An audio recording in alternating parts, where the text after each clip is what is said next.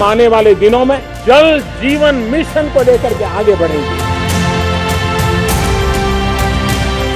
संगम सिर्फ नदियों के नहीं, सरकार और दायित्वों के भी होते हैं। आसमान में जल भंडारों पर लहराता तिरंगा और शुष्क जमीन के सीने पर मुस्कुराते जल कमल।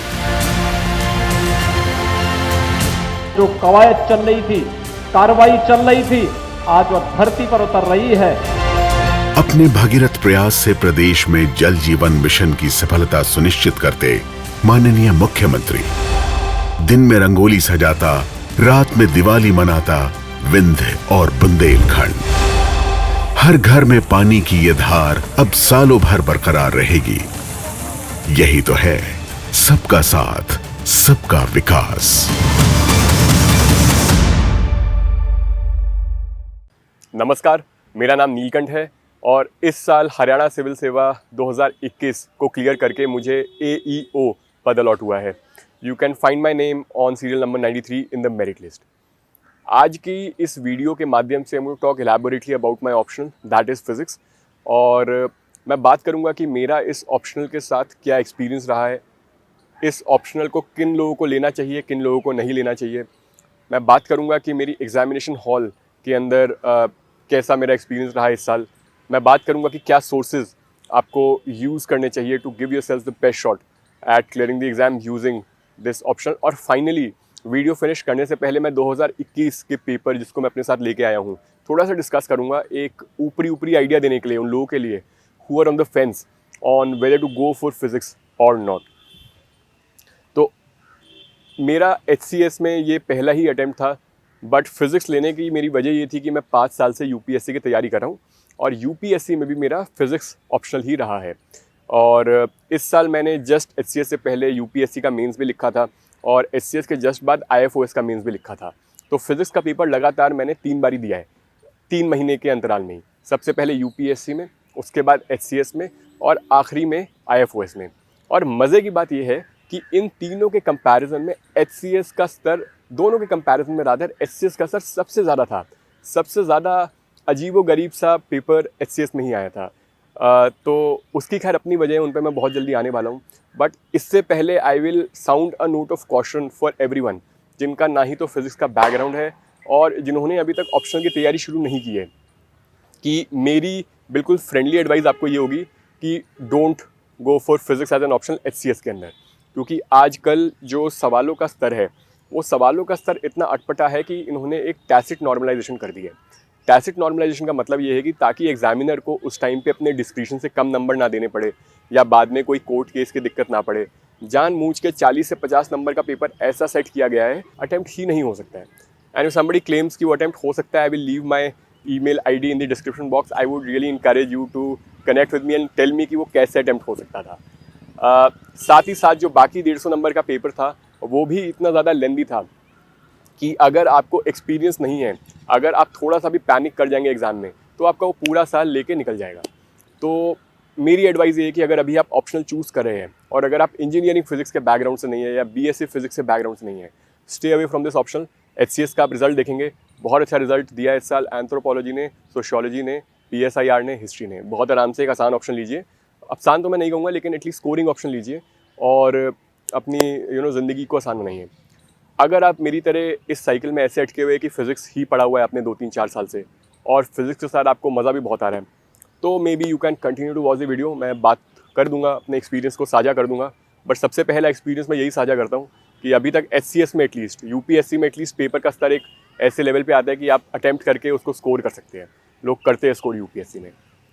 HCS में लिस्ट में बहुत कम लोग हैं फिजिक्स के साथ, तो कोशिश कीजिए stay away from an option like physics, और physics in mathematics, electrical engineering, दूर रहिए इन ऑप्शन से। जहाँ तक बात है कि इस साल HCS ने नॉर्मलाइजेशन की है कि नहीं की है अपने साइंस के ऑप्शन में, वो बात क्लियर हो जाएगी एक बारी मार्कशीट बाहर आ जाए तो। क्योंकि मेरे एस्टिमेशन के हिसाब से अगर मेरा स्कोर 105 से लगभग 115 के बीच में आता है, इसका मतलब ये है कि कोई नॉर्मलाइजेशन नहीं हुई है। जो सवाल आपका सही है उसमें आपको पूरे अंक दे दिए गए हैं और जो स्कोर आ गया है एज इट इज़ उसको आपकी फाइनल मार्कशीट में छाप दिया गया है। ऑन दी अदर हैंड, अगर ये स्कोर 105 से कम है तो मतलब कुछ इन्होंने नॉर्मलाइजेशन करके स्कोर कम किया है, और अगर मेरा स्कोर 115-120 से ऊपर है तो मतलब अपस्केलिंग हुई है। मेरा मानना ये है कि ना ही तो अपस्केलिंग हुई होगी, ना तो डाउन स्केलिंग हुई होगी। स्कोर तो उन्होंने बिना नॉर्मलाइज करके ही दिया है, क्योंकि तभी 50 नंबर का पेपर कम्प्लीटली अनअटेम्प्टेबल था। बट फिर भी ये बात क्लियर हो जाएगी। आई रिक्वेस्ट दी कमीशन की जल्दी से जल्दी ये लोग हमारे मार्कशीट्स को दे, वरना मैं RTI लगा के अपनी मार्कशीट्स निकाल दूंगा और फिर मैं बता दूंगा कि नॉर्मलाइजेशन हुई है या नहीं हुई है। स्कोर देख के मुझे पता लग जाएगा।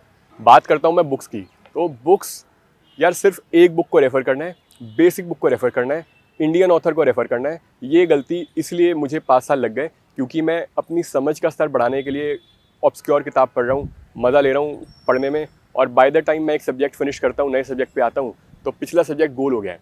और एग्ज़ाम में जो वो सिंपल न्यूमेरिकल दे पा रहा है उन पे मैं कंफ्यूज हो जाता हूँ, क्योंकि स्तर तो बढ़ा लिया लेकिन वो सिंपल सवाल इंडियन ऑथर के नहीं किए।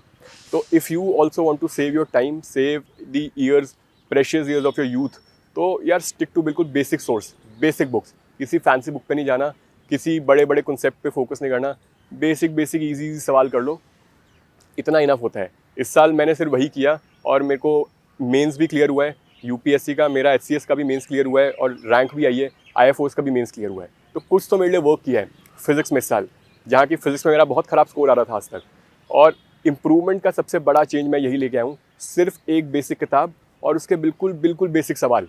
हायर क्वेश्चन लेवल क्वेश्चन पे जाना ही नहीं है। कौन कौन सी वो बेसिक किताब है जिनकी मैं बात कर रहा हूँ? मैकेनिक्स में जो भी 4 खंड है, particle mechanics, rigid body mechanics, special relativity और कंटिन्यूअस मीडिया, चारों के लिए एक सिंगल सोर्स है, DS माथुर। कोई और किताब पे मत जाओ, DS माथुर बाइबल है। उसके सवाल भी उसी स्तर के आते हैं UPSC में, उसके सवाल बना लो, वो भी सॉल्व्ड, वो भी सारे नहीं, कुछ बना लो easy, more than enough. DS Mathur enough है, पूरी मैकेनिक्स को कवर करेगी। DS माथुर नहीं तो मैकेनिक्स को कवर करेगी, वेव्स एंड ऑप्टिक्स के वेव्स को भी DS माथुर ही कवर करेगी। तो you don't have to buy multiple books. DS Mathur, mechanics और वेव्स, वेरी सिंपल। ऑप्टिक्स के लिए लोग घटक पढ़ते हैं, मुझे लगता है घटक समझने के लिए अच्छी बुक है, बट बहुत डिफिकल्ट बुक है समझने के लिए, और उसके सवाल भी बहुत हाई लेवल के, उसमें जो सॉल्व भी दिए हुए हैं। ब्रिजलाल सुब्रमण्यम जैसी beautiful book I have not seen in a while. Brijlal Subramanyam objectively the best book for competitive exams optics के लिए। ऑप्टिक्स के लिए ब्रिजलाल सुब्रमण्यम पढ़ो, बहुत अच्छे डायग्राम्स दिए हुए हैं। As it is, remember those diagrams, practise those diagrams, practise those solve question. You'd see वो डायरेक्ट क्वेश्चन उठ के आ रहे हैं, नहीं तो UPSC मेंस में, इसके अंदर भी, HCS मेंस के अंदर भी। थर्मोडायनामिक्स की भी सिमिलर बाइबल है, गर्ग बंसल घोष।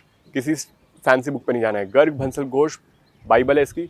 आराम से उसके सवाल बना लो, उसके बेसिक कॉन्सेप्ट्स कर लो, सिलेबस को देख के, you are good to go. Finally electricity and magnetism बड़ा अजीबोगरीब सा सब्जेक्ट है, क्योंकि इलेक्ट्रोडायनामिक्स के नाम से आई थिंक उसको दिया हुआ है या नहीं दिया हुआ है। उसमें बड़े कॉम्प्लिकेटेड कॉन्वोल्यूटेड सामान है, तो मैं उसको कम ही पढ़ता हूँ, क्योंकि उसका सवाल फिर भी पेपर में नहीं बनता है।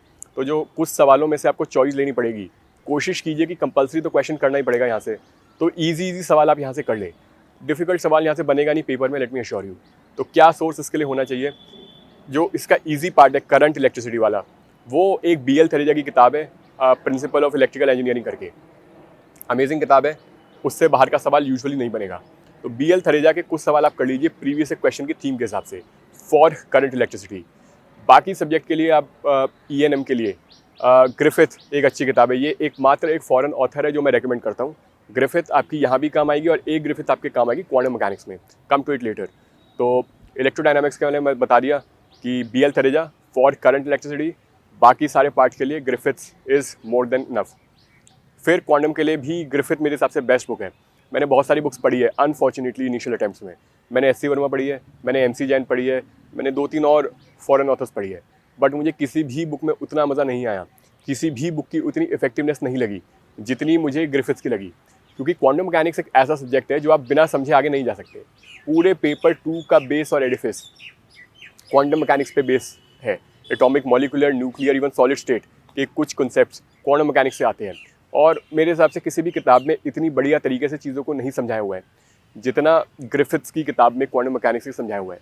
डायरेक्ट उसमें बहुत अच्छे फार्मूला है, उसके क्वेश्चंस भी अच्छे हैं, वहाँ से क्वेश्चंस बन रहे हैं प्रीवियस क्वेश्चंस में, इफ यू सी मेंस में UPSC का, और अब तो UPSC के स्तर से और ऊपर उठ चुका है HCS, तो सवाल इजीली यहाँ से बन जाएंगे। तो ये हो गई क्वांटम मैकेनिक्स के लिए। एटॉमिक, मॉलिक्यूलर के लिए, एटॉमिक के लिए सारा हो जाएगा राजकुमार से। मॉलिक्यूलर आपको 50% करना पड़ेगा राजकुमार से, 50% करना पड़ेगा बैनवेल से। बैनवेल पूरी नहीं पढ़नी है, बैनवेल से सिर्फ और सिर्फ वो जो 3 आपकी स्पेक्ट्रोस्कोपी है, वो 3 स्पेक्ट्रोस्कोपी वहाँ से कर लीजिए and you be good to go. Rotational, vibrational और इलेक्ट्रॉनिक, बस 3 वहाँ से कर लीजिए, रमन वहाँ से कर लीजिए, रमन स्पेक्ट्रा।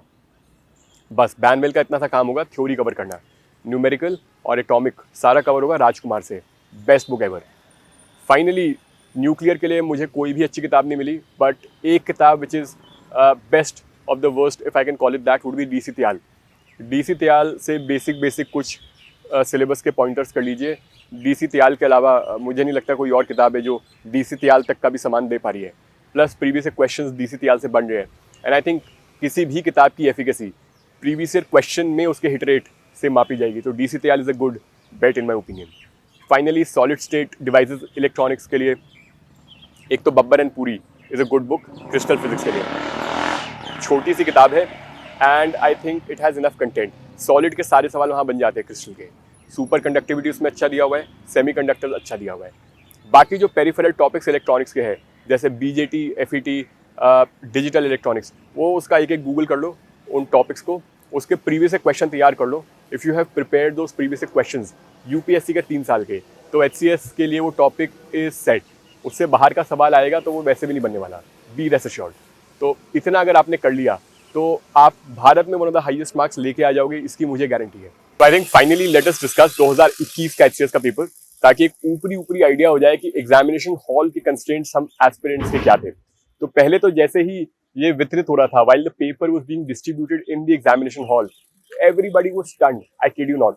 लोग ऑप्शनल के हिसाब से बैठे हुए थे। तो ज्यादातर फिजिक्स वाले लोग मेरे एक रूम में थे, 2 रूम और में थे, और सारे लोग कुछ समय से एक दूसरे को देख रहे हैं, क्योंकि 170 पेज की QCAB हमारे लिए बहुत एक नई बात थी। हम देख रहे थे इतनी मोटी बुकलेट में एक्चुअली है क्या। जब बुकलेट हमें मिली तो हमें पता लगा कि commission has decided to give us 16 questions. तो टोटल 16 सवाल इस पेपर में थे, जिसमें से आपको 12 करने थे। सवाल नंबर 1 और सवाल नंबर 9 कंपल्सरी था, और इसके अलावा 6 नंबर के जो 8 नंबर के 2 सेक्शंस थे, उसमें आपको 2 सवाल छोड़ के सिलेक्शन करनी थी। तो ये तो मुझे बताने में इतनी कंफ्यूजन हो रही है, समझने में कितनी कंफ्यूजन हुई होगी पेपर में, यू कैन ओनली थिंक। 3-4 बार इसको पढ़ के समझना पड़ा कि करना क्या है। थोड़ा इसको समझा 5-7 मिनट में। अब मैं देख रहा हूँ कि पहले 10-15 मिनट लोग सिर्फ पेज पलट रहे हैं, बट मुझे पता था पेज पलटने से तो कुछ नहीं होने वाला, वैसे ही समय बहुत कम है, जल्दी से सवाल उठाओ। पेज पलटते पहली बार QCAB के मुझे दिख गया था इसमें से 40-50 नंबर का पेपर हो ही नहीं सकता। जब मेरे जैसा व्यक्ति जो 5 साल घिसने के बाद, इतनी प्रखरता लाने के बाद 40-50 सवाल टच ही नहीं कर पा रहा है, तो मुझे इतना अपने पे सेल्फ बिलीफ है कि कंपटीशन की भी हालत मेरे से कोई अलग तो नहीं होगी। तो मैंने जल्दी से फोकस किया कि मैं पहले 80-90 नंबर का जो आसान पेपर होगा कहीं ना कहीं उसको अटेम्प्ट करूं, और बाकी मैं अपनी किस्मत पे जिसमें भी मेरा बिलीफ है उस पर मैं छोड़ दूं। तो क्वेश्चन मैंने देखना शुरू किया, तो कंपलसरी क्वेश्चन तो करना ही पड़ेगा। पहला क्वेश्चन फिर भी इजी था। पहले क्वेश्चन में पार्ट A हो जाएगा, पार्ट B हो जाएगा। अब बात है कि पार्ट B देखने में इजी लगता है, कोरियोलिस और सेंटीपीटल का क्वेश्चन है, लेकिन ये क्वेश्चन सॉल्व ही नहीं होगा। ये इतना लेंथी पेपर है कि इसमें 2 पेज जो दिए थे, दोज वर नॉट इनफ उस कैलकुलेशन के लिए। बट फिर भी इट इज कॉम्पिटिटिव एग्जाम्स में it is all about beating your competition, और इतना मुझे बिलीव था कि अपनी नॉलेज के साथ और अपनी प्रैक्टिस के साथ मैं कंपटीशन को तो बहुत इजीली बीट कर दूंगा।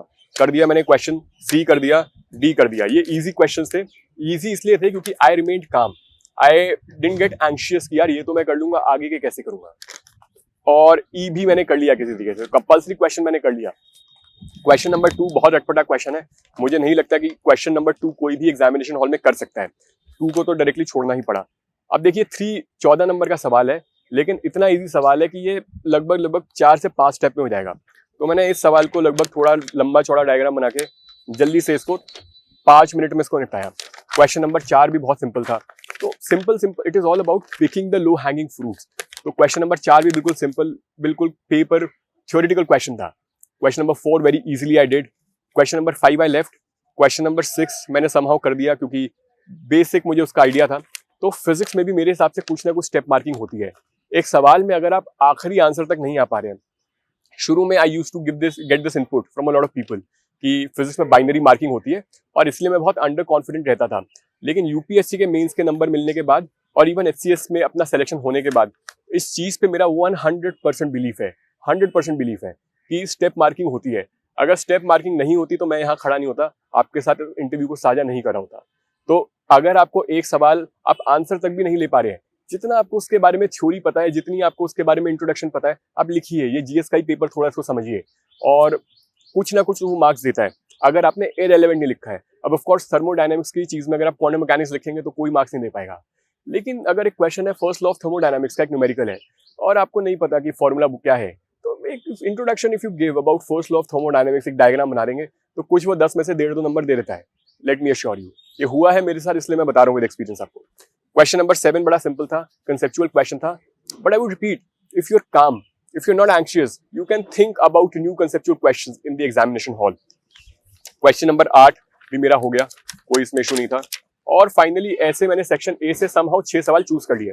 क्वेश्चन नंबर 5 और क्वेश्चन नंबर 2 मेरे हिसाब से बहुत मुश्किल थे, छोड़ दिए मैंने, बाकी सारे सवाल अटेम्प्ट कर दिए। सिर्फ सेक्शन बी पे आते हैं।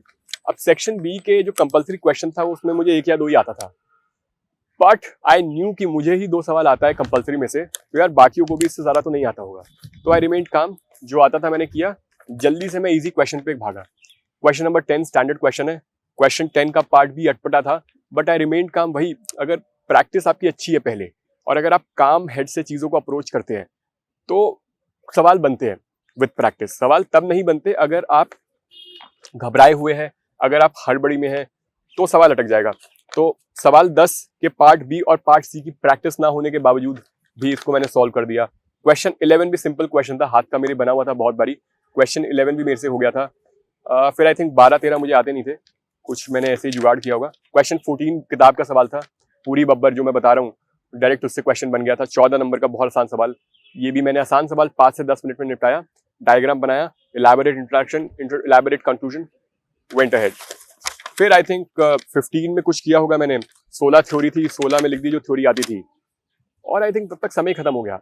तो अगर मैं रिपीट करूं, अगर मैं रीआइटरेट करूं अपने एक्सपीरियंस को, 200 में से लगभग मैंने 160, 165, 170 का अटेम्प्ट किया हुआ, 160 से 170 का पेपर मैंने बनाया, 30 नंबर का खाली छोड़ा हुआ है।